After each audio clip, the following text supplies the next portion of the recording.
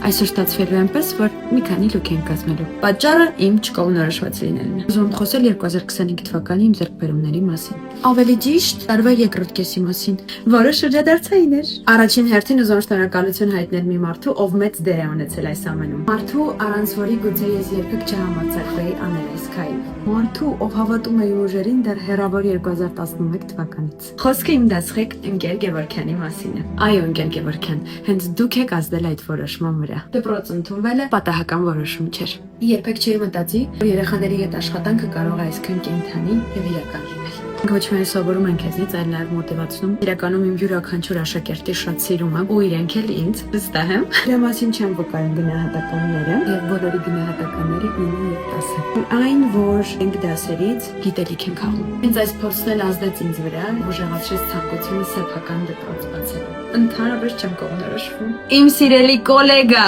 իմ դասղեկ, ես ձեզ անսահման շնորհակալ եմ, ընկեր Գևորգյան ջան։ Շնորհակալ եմ ձեր խոսքերի, մեր զրույցների համար։ Առանց դրանց իմ 2025 թվականը այսքան հագեցած, ամբողջական եւ իսկապես իմը չէր լինի։ Շնորհակալությունները լինում են տարբեր։ Իմը այսօր քաղցր է Ֆերերոյի հետ։ Հաճախ բառերը չեմ բավականացնում նկարագրելու այն շնորհակալությունը ստացումները,